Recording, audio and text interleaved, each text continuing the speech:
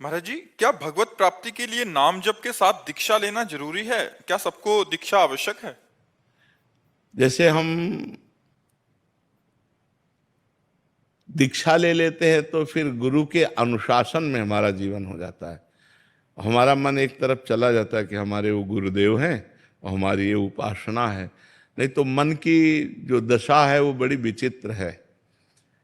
कभी ये धन प्रिय लगता है, कभी वैराग्य होता है, कभी स्त्री प्रिय लगती है, कभी वैराग्य प्रिय लगता है, कभी जंगल में रहने का मन होता है, कभी भोगों में रहने का मन ऐसे चलता रहता है, चलायमान है। तो मेरे मन पर अनुशासन कर सके वो गुरुदेव। गुरुदेव ने जो आज्ञा करी, गुरुदेव ने जो उपासना दी, मेरे गुरुदेव। तो जहाँ हम किसी को अपना गुरुदेव मानते हैं तो उनका चिंतन होता है। तो उनके दरस परस अगनास बास निज संग करो दिन, तीन मुख हरिजस सुनत श्रवण मानो न तृपित चिन्ह। एक ममता हो जाती मेरे गुरुदेव, तो उनका चिंतन होता है। तो चिंतन मात्र से पाप नष्ट होते हैं। संतों का चिंतन करने, दरस परस अगनास बास निज संग करो, सुमिरन नाम पवित्र अति।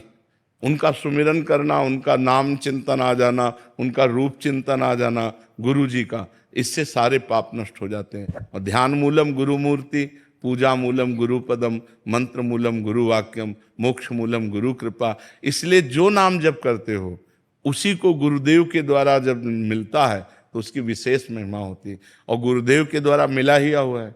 जैसे आप राधा राधा रट रहे हो तो कहीं ना कहीं किसी संत के मुख से राधा नाम सुना, तभी तो रट रहे हो, तो हो गई दीक्षा, मान लेना चाहिए।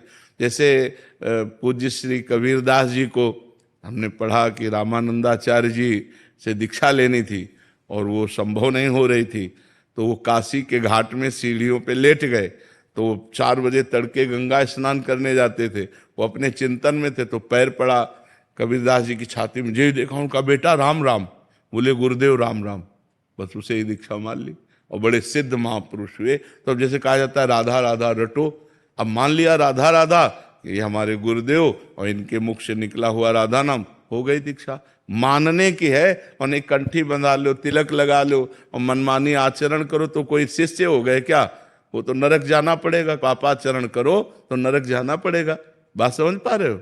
दीक्षा का मतलब होता है किसी संत से अपनापन हो जाना, किसी संत के अनुशासन से हमारा जीवन पवित्र मार्ग में चले, उसे ही दीक्षा कहते हैं।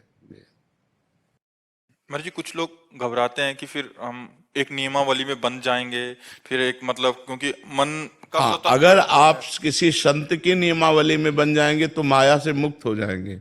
अगर आप संत की नियमावली में नहीं बनेंगे तो माया अपनी नियमावली में बांध लेगी, और माया जिसको बांध लेती है उसकी दुर्गति करा देती है। तो इसलिए जरूरी है किसी संत के आदेश उपदेश के अनुसार हमारा जीवन हो, हम मनमानी आचरण न करें तो बहुत बढ़िया जीवन हो जाएगा। आप खुद देख लो, किसी संत से जुड़ के देख लो आपका जीवन कैसा हो जाता है, और जो जुड़ रहे हैं उनका जीवन कैसा हो रहा है, जब वो नहीं जुड़े थे तब उनका जीवन कैसा था। वो तो परिवर्तन होता है बच्चा। लोहा कभी सोना नहीं बन सकता, पर पारस के स्पर्श से सोना बन सकता है।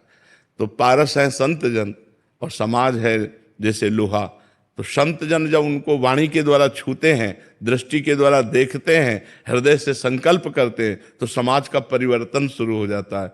जहाँ राक्षसी वृत्ति थी वहाँ दैवी वृत्ति आ जाती है, जहाँ क्रूर हिंसा का भाव था वहाँ दया का भाव आ जाता है। बड़ा परिवर्तन समाज में होता है संतों के द्वारा।